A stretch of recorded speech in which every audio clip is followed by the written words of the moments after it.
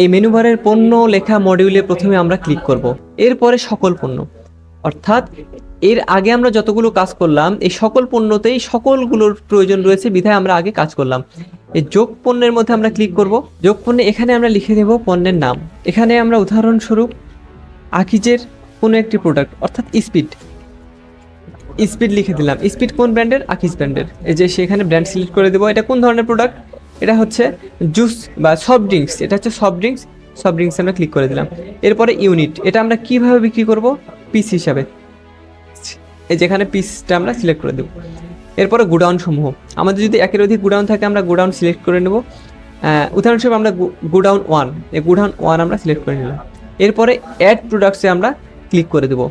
কিন্তু আমরা যদি চাই এখানে এই যে প্রোডাক্টের নাম লিখেছি এ সম্পর্কে আমরা সংক্ষিপ্ত বিস্তারিত বিবরণ লিখতে পারবো এবং পণ্যের ছবি, এই পণ্যের যদি আমরা ছবি তুলেও এখানে অ্যাড করতে চাই তাহলে এখান থেকে ক্লিক করে আমরা ছবি অ্যাড করে নিতে পারবো। সব কিছু কমপ্লিট হয়ে গেলে আমরা এখান থেকে অ্যাড প্রোডাক্টে ক্লিক করে দেবো।